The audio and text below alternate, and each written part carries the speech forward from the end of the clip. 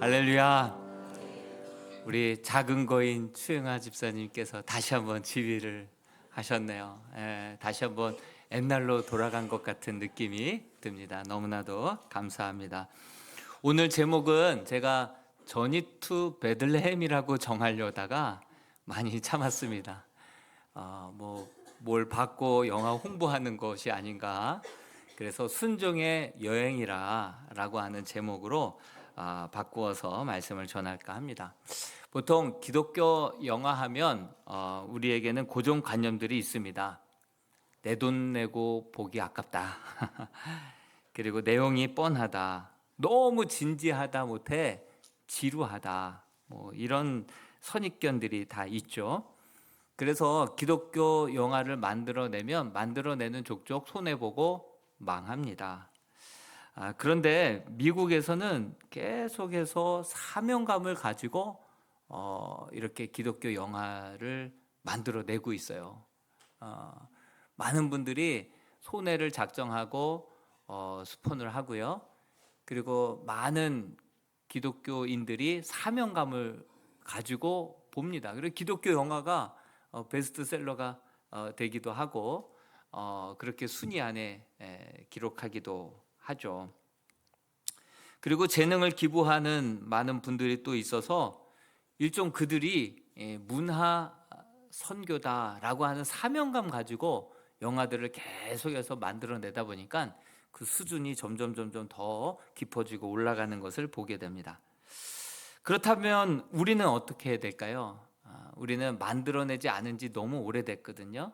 그렇다고 한다면 기독교 영화가 나오면 우리 크리스찬들은 어떻게 해야 사명을 감당하는 것일까요? 사명감을 가지고 정말 이것을 기회로 삼아서 가족들, 또 자녀들, 또 우리 믿지 않는 사람들까지도 전도할 수 있는 그러한 기회들로 삼고 우리가 함께 봐야 계속해서 이 기독교 문화가 더 퀄리티가 좋아지고 이것이 오랫동안 남고 이것들이 우리 사랑하는 다음 세대들에게 성경적인 좋은 기독교 가치관을, 문화를 그렇게 남기는 그런 유산이 될 줄로 믿습니다. 11월 20일 날 개봉을 했어요. 그런데 극장하고 트라이 하기를 12월 1일 오늘까지 흥행 성적을 봐서 내릴지 계속 갈지 십 며칠밖에 안 됐는데 기독교 영화가 이렇습니다. 그래서 제자훈련 다 받으신 분들 함께 영화까지가 제자훈련이다. 그래서 그쪽으로 인도하고 있고 우리 어린 자녀들 한 학기 제자훈련 받은 친구들에게는 우리 장년부에서 공짜로 좀 보여주자. 크리스마스 선물이고 대림절 선물로 보여주자. 그래서 아이들은 공짜로 보여주고 오늘까지가 8,000원. 다음 주에는 이제 사라질 수도 있고요. 받아도 15,000원으로 올라가요. 그렇기 때문에 정말 12월 1일 오늘 성적을 봐서 그 다음 쭉 이어질지 아닐지 내려올지 말지가 결정되기 때문에 우리가 그런 마음을 가지고 함께 이런 영화를 봤으면 좋겠습니다. 다행히 이번 영화는 제가 이렇게 글들을 보고 평가들을 보니까 저도 아직 안 봤지만 선입견을 깬 영화 같습니다. 일단 소니사에서 만든 영화예요. 그러다 보니까 기본 이상인 거예요. 영상도 그렇고 음향도 그렇고 굉장히 높은 퀄리티의 영화가 나왔습니다. 그리고 저의 시대 때 정말 너무나도 열광했던 마스크 오브 조로의 배우였던 안토니오 반데라스가 영화에 또 출연을 합니다. 아마 재능 기부 차원에서 신앙 고백적인 차원에서 출연한 거 아닌가 싶고요. 주인공도 굉장히 참 너무 사랑스럽다 이런 얘기도 많이 합니다. 뮤지컬 가족 영화이기 때문에 심각하지 않고요. 굉장히 밝고 유쾌하게 풀어냈고요.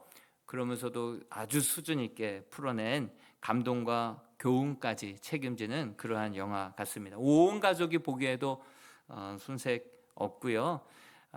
또 가족 핑계 대고 안 다니던 우리 배우자, 가족들 함께 봤으면 더 좋을 것 같고요.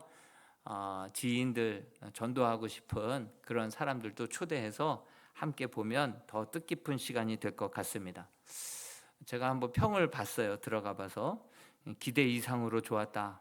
도대체 어떻게 기대한 건지 모르겠어요. 기대 이상으로 좋았다. 그리고 주인공 너무 예쁘고 또 음악 레미제라블보다 더 좋다. 그러니까 레미제라블은 연기자들이 연기하면서 그냥 실시간으로 녹음한 거기 때문에 음은 조금 좀 떨어지잖아요. 근데 스튜디오에서 다 녹음한 거라서 훨씬 더 음악적인 질도 가사도 너무 좋다 얘기도 합니다. 몇천억을 들여서 만든 위키드 영화보다 더 재밌다 이렇게 고백한 사람도 있더라고요. 또 한 번 본 사람들은 계속해서 와서 그 노래를 유튜브에서 찾아서 계속 듣게 된다. 그 정도로 참 너무 좋았다 이런 얘기들을 합니다. 이쯤 되면 좀 오늘 가서들 좀 보시는 시간들이 되었으면 좋겠습니다. 예. 오늘 본문 말씀도 저니 투 베들레헴의 배경이 되는 이 대림절 본문에 맞는 그 본문을 선택을 했습니다. 예수님의 그리스도 탄생 이야기가 마태복음 1장에도 나오고요. 그리고 누가복음에도 나옵니다. 천사가 그렇게 수태고지를 예수님의 탄생 이야기를 알려주는 곳이 바로 마태복음 그리고 누가복음에 나오죠. 그 어디가 맞을까요? 마태복음에서는 요셉에게 수태고지를 알려줘요. 근데 누가복음에서는 마리아에게 수태고지를 알려줘요. 성령으로 잉태할 것이다. 천사가 알려주죠. 어디가 맞을까요? 어디가 맞을 것 같아요? 예? 둘 다 맞아요. 둘 다 맞아요. 성경이 둘 다 맞아요. 그리고 누가 먼저였을까요? 마리아에게 알려준 게 먼저였을까요? 요셉에게 알려준 게 먼저였을까요?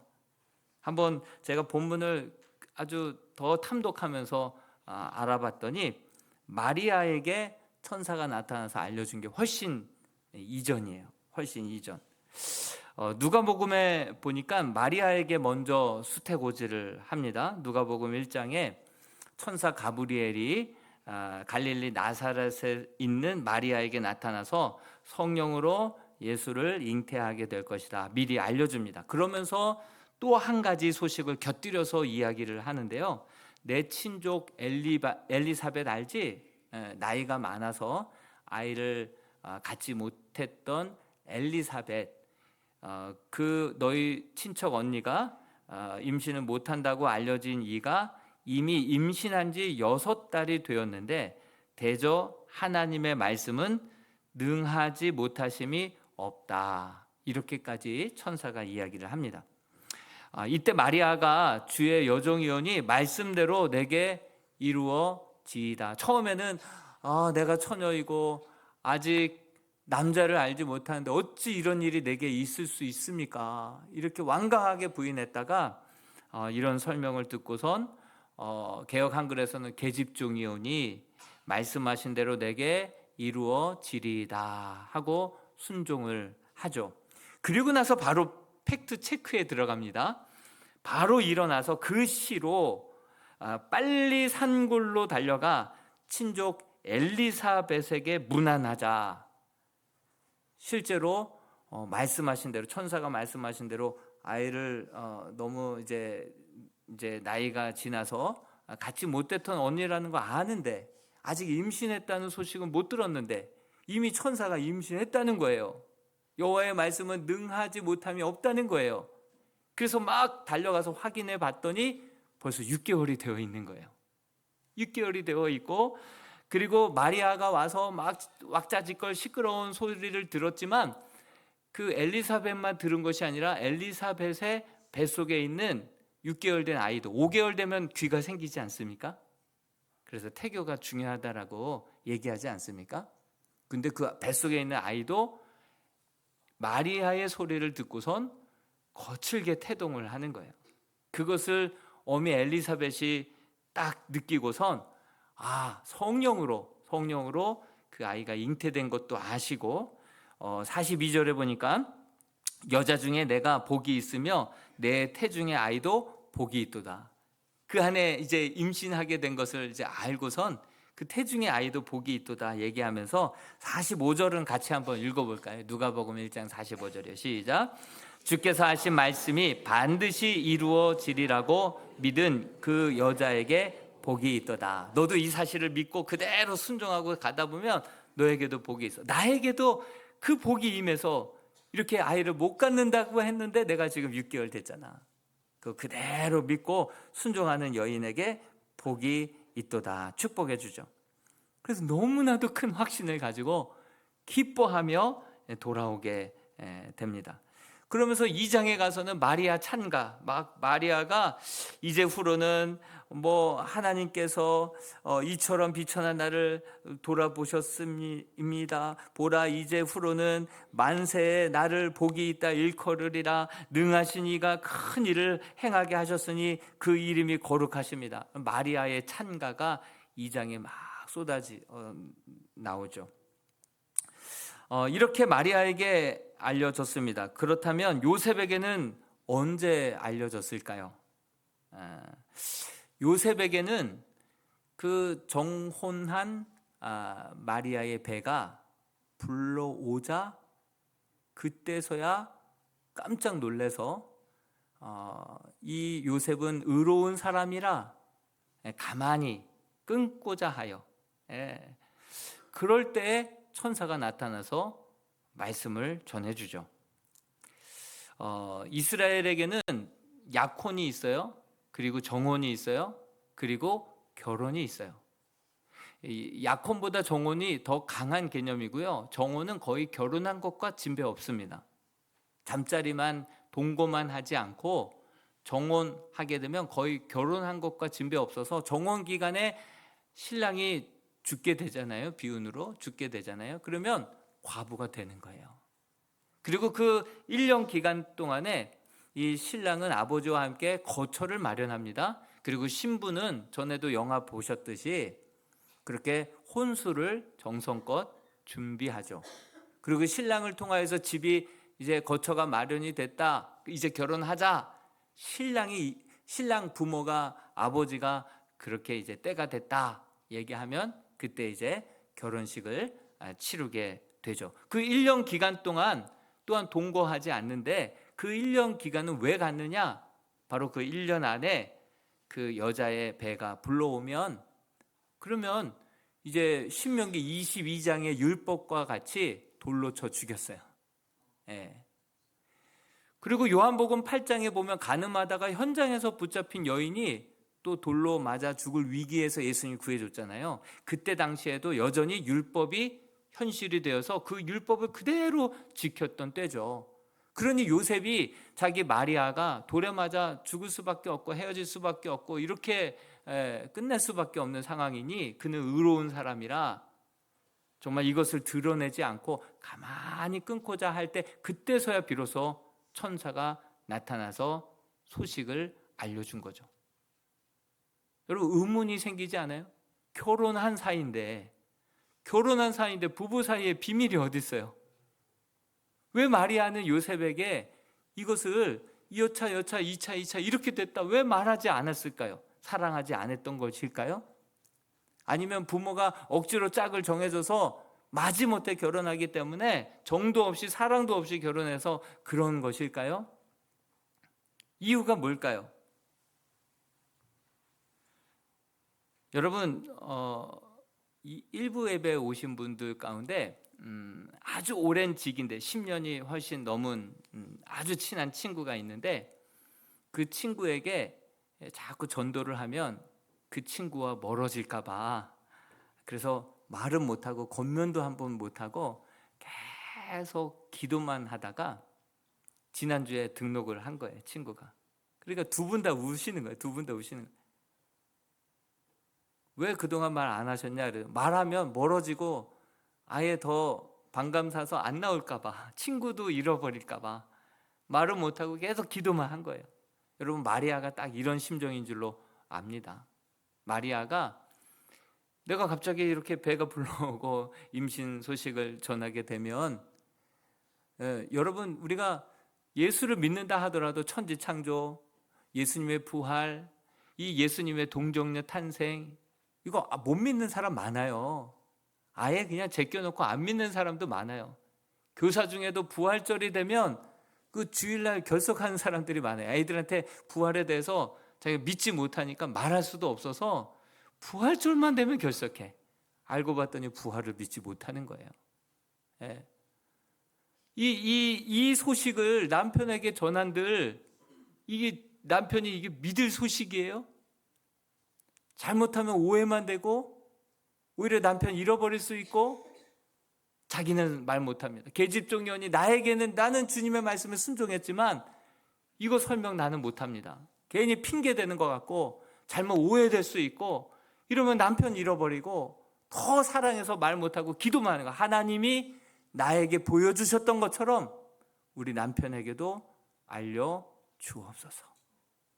그렇게 두 손 모아 간절히 때를 기다렸던 것이죠.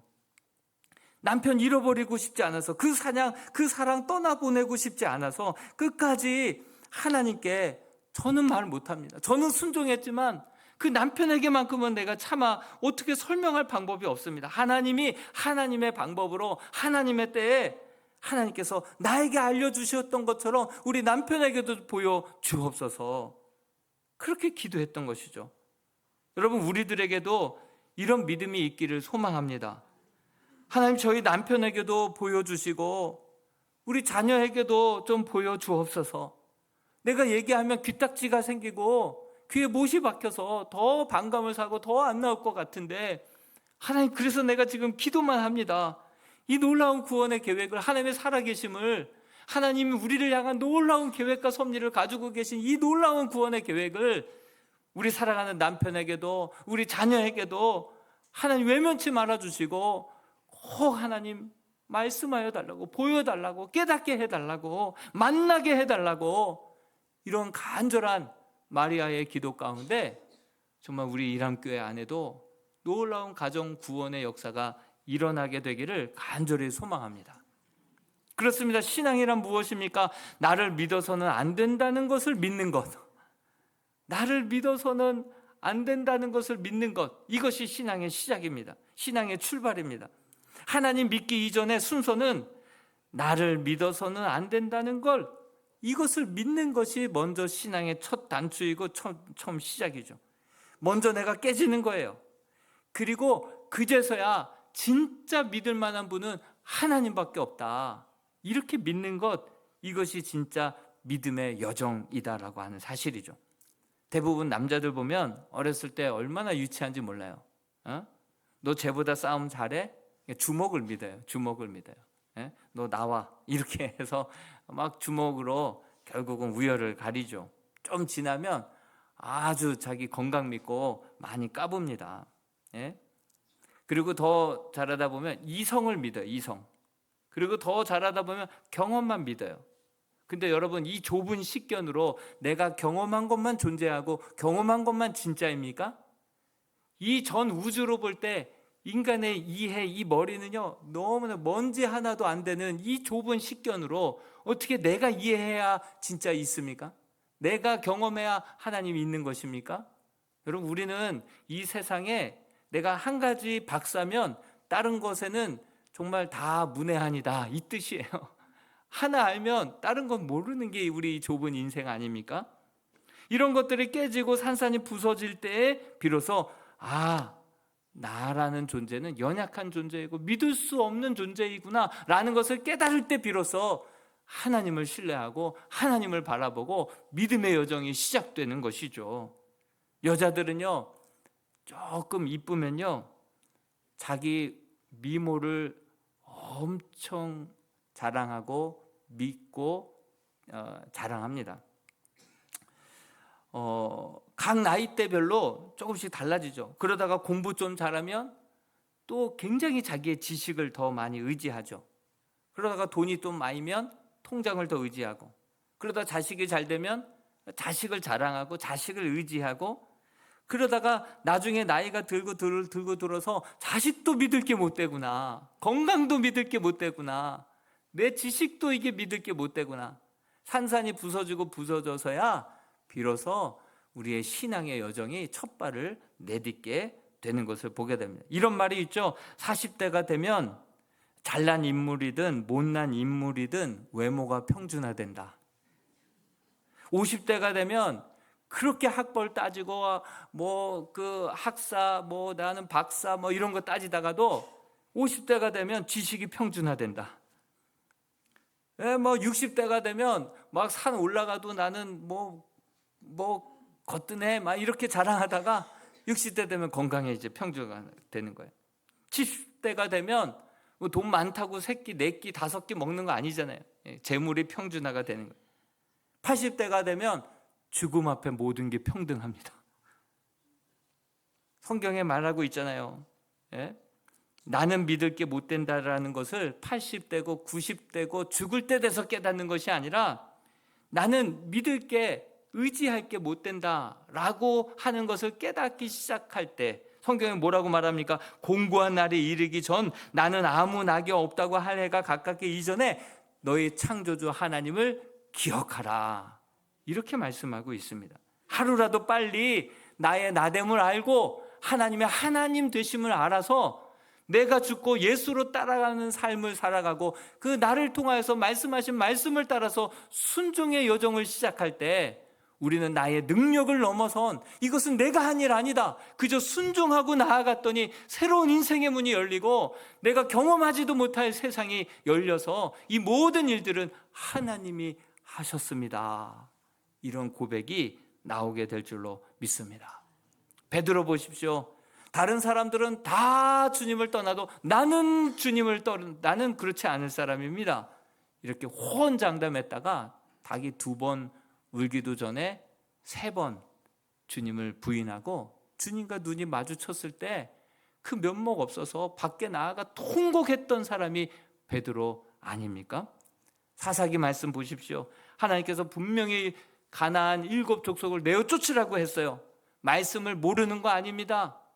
쫓을 능력이 없었던 것도 아닙니다. 아는데 그 이방 족속들을 쫓아내지 않았어요. 왜? 물 길러 오는 자, 나무 패는 자들로 삼은 거예요. 알면서도 안 지키고 쫓아낼 수 있는데도 안 쫓아냈어요. 왜 그러죠? 신실하지 못해요. 우리는 알아도요 그대로 행하지 못하고요, 믿는다고 해도요 그대로 따르지 못하는, 신실치 못하는, 나 자신에 대해서 죽고 나 자신에 대해서 내려놓고 이제 겸손하게 한번 말씀하시면 그것을 반드시 지키시는 예수 그리스도를 신뢰하고 한번 말씀하시면 반드시 이루셨던 하나님의 말씀을 신뢰하고 순종하며 걸어가는 삶이 진짜 가치 있는 삶이 되고 영광된 삶이 되고 능력 있는 삶이 될 줄로 믿습니다. 내 힘만 가지고 살아갈 것이 아니라 주님 의지해서 믿음으로 승리하고 믿음으로 더 큰 일들을 바라볼 수 있는 저와 여러분들이 될 수 있기를 주님의 이름으로 축원드립니다. 보십시오. 요셉에게 천사가 나타났어요. 도무지 믿을 것 같지 않았던 요셉이 이제 받아들이잖아요. 요셉이 뭐라고 설명합니까? 아멘이신 그 하나님, 한번 말씀하셨던 구약의 이사야 선지자들을 통하여서 말씀하셨던 그 말씀이 지금 너의 아내 마리아를 통해서 지금 이 일이 이루어지고 있다. 그분은 하나님의 아들이시고 예수라 하고 임마누엘이라. 여러분 마태복음 1장 23절을 읽어보고 그 이사야서 7장 14절 말씀과 한번 비교해 보면서 읽어봤으면 좋겠습니다. 1장 23절이요. 시작. 보라, 처녀가 잉태하여 아들을 낳을 것이요 그의 이름은 임마누엘이라 하리라 하셨으니 이를 번역한즉 하나님이 우리와 함께 계시다 함이라. 이사야 7장 14절 이사야 선지자가 예언한 거예요. 보라, 처녀가 잉태하여 아들을 낳을 것이요 그 이름을 임마누엘이라 하리라. 덧붙여서 너가 아들을 낳으리니 그 아들의 이름을 예수라 하라. 예수는 바로 만 백성, 자기 백성을 죄에서 구원할 자이심이라. 임마누엘이라 하라. 그는 너희와 함께 계심이라. 그 약속의 말씀을 그대로 주시면서 우리 하나님은 한번 말씀하시면 그것을 반드시 이루시는데 바로 너의 아내를 통하여서, 너의 가정을 통하여서 이 일을 이루려고 하는 것이다. 그러니 요셉 쫄지 마. 아내 데려오는 것을 두려워하지 마. 그리고 함께 데려오라. 여러분, 이때 이 요셉의 반응이 어땠을까요? 마리아의 반응과 같이 정말 마지못해서가 아니라 내가 무엇이간데 나는 계집종이오니 내게 주의 뜻을 이루소서, 이렇게 고백했던 것처럼 내가 무엇이간데 감히 하나님께서 이 놀라운 구원의 약속과 계획을 이 천한 우리 가정을 통하여서 이루시고자 하심이 무엇인지 알 수는 없지만, 이해할 수 없지만, 그러나 순종합니다. 받아들입니다. 24절에 요셉이 일어나 주의 사자의 분부대로 행하여 그의 아내를 데려왔으나 아들을 낳기까지 동침하지 아니하더니 나음의 이름을 예수라 한지라. 이때부터 기꺼이 아들을 낳으러 베들레헴에 호적하러 갈 때도 기쁨으로 순종합니다. 기꺼이 순종하는 인생이 되었습니다.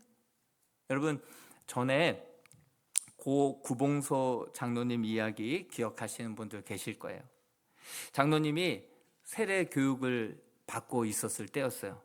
그런데 한 성도가, 함께 세례 교육을 받고 있었던 한 성도가, 내가 다른 것은 다 동의할 수 있고 믿을 수 있는데 이 동정녀 마리아에게서 어떻게 결혼도 안 한 처자의 몸에서 예수가 태어날 수 있냐, 동정녀 마리아의 탄생에 대해서는 내가 도무지 이해도 믿어지지도 않습니다, 이렇게 얘기하는 거예요.